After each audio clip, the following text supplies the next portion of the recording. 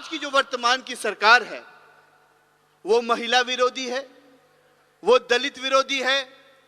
वो छात्र विरोधी है, और अगर हम एक शब्द में कहें तो ये सरकार जो वर्तमान में है वो देश विरोधी की सरकार है। आज इस वर्तमान में जो सरकार है, जो इस देश का इतिहास है, इस देश का इतिहास रहा है कि जहां महिलाओं को जो है वो पूजा जाता है, परंतु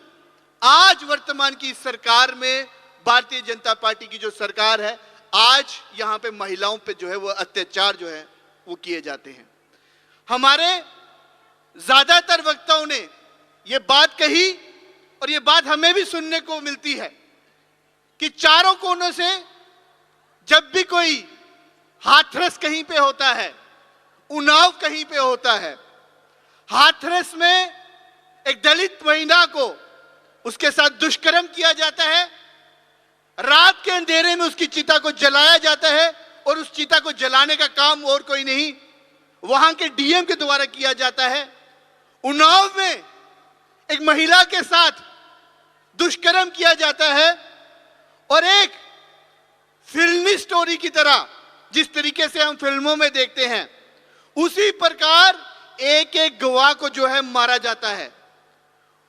उस महिला जिसके साथ दुष्कर्म किया जाता है, उसके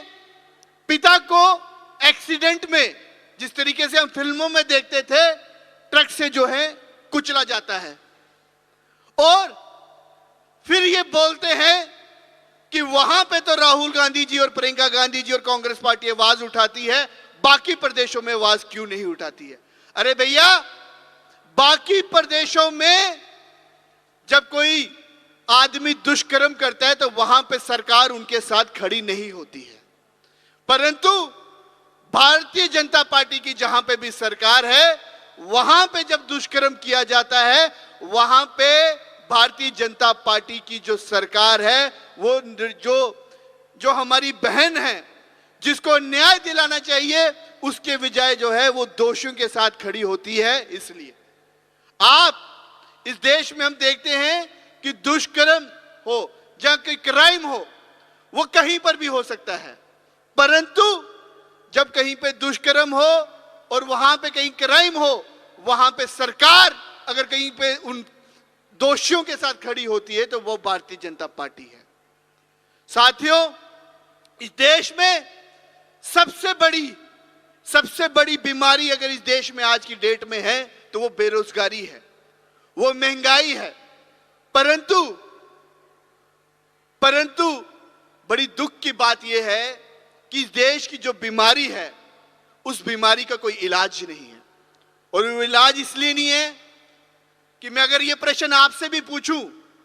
कि मैं और आप अगर कभी बीमार होते हैं तो उस बीमारी का इलाज होता कैसे है? बड़ा आसान है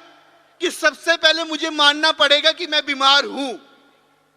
मैं मानूंगा कि मैं बीमार हूं, मुझे खांसी है, मुझे बुखार है, तो ही मैं किसी डॉक्टर के पास जाऊंगा और अपना इलाज कराऊंगा। परंतु अगर मैं ये मानूं ही ना कि मैं बीमार हूं तो उस बीमारी का कोई इलाज हो नहीं सकता। उसी प्रकार वर्तमान में जो भारतीय जनता पार्टी की सरकार है, वो मानने को ही तैयार नहीं है कि इस देश में बेरोजगारी है, वो मानने को ही तैयार नहीं है कि इस देश में जो है महंगाई है।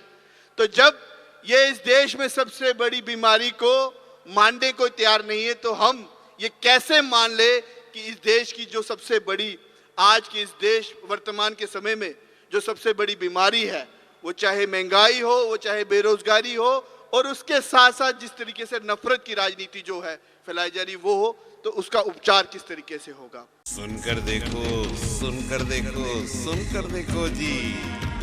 ममता, राहुल, मोदी बोले, लिखे जितेंद्र जी।